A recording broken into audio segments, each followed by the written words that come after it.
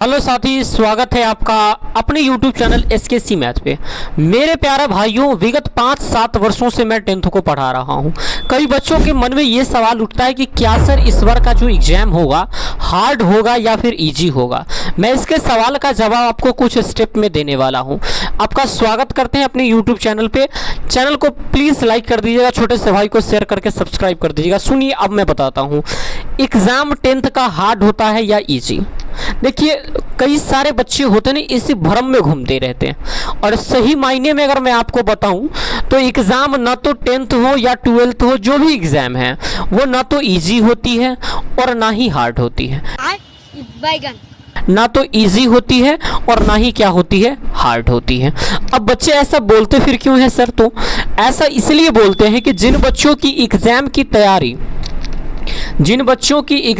तैयारी जो है ना, जिन बच्चों की एग्ज़ाम की तैयारी ठीक नहीं है, कैसा नहीं है, ठीक नहीं है, वो बच्चे क्या कहेंगे, सर एग्ज़ाम कैसा गया, हार्ड गया।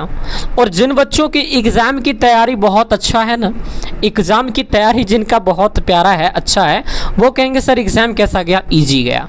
मैं जब बच्चों को पढ़ाता हूँ तो उसमें से कुछ बच्चे कहते हैं एग्ज़ाम बहुत अच्छा गया, क्योंकि मुझे पता होता है ये बच्चे लिख करके आए हैं। और कुछ बच्चे कहते हैं सर एग्ज़ाम अच्छा गया ही नहीं, कोई सवाल आया ही नहीं, क्योंकि वो बच्चे पढ़ाई में ध्यान देते नहीं हैं। सबसे पहले एग्ज़ाम को आसान बनाने का मैं कुछ टिप्स देता हूं, जिससे आपको भी ये लग सकता है कि एग्ज़ाम बहुत आसान होता है सर।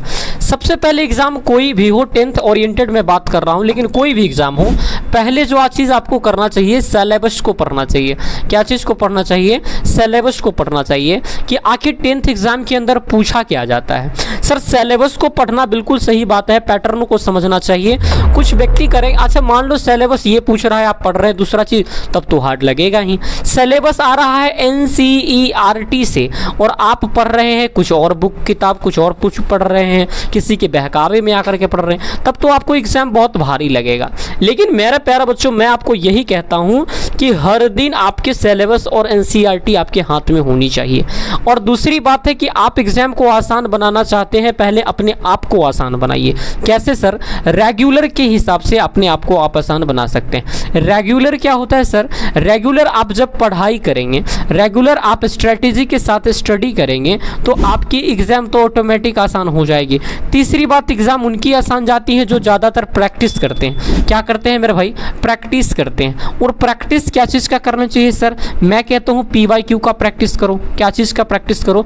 PYQ का प्रैक्टिस करो। दूसरा क्या चीज़ का प्रैक्टिस करें सर? दूसरा जो प्रैक्टिस करना पड़ता है वो मेरे भाई मॉडल सेट का प्रैक्टिस करना पड़ता है। और तीसरा महत्वपूर्ण है वो MCQ का प्रैक्टिस कीजिए। स्पेशल मैं कह रहा हूँ MCQ का प्रैक्टिस कीजिए। इन सारे बातों को करने के बाद आपका बहुत एग्ज़ाम आसान हो जाता है। कुछ बच्चे कहते क्या है कि सर फॉर्मूला वगैरह याद नहीं होता है, तो फॉर्मूले की आप एक अलग से सीट बना लीजिए।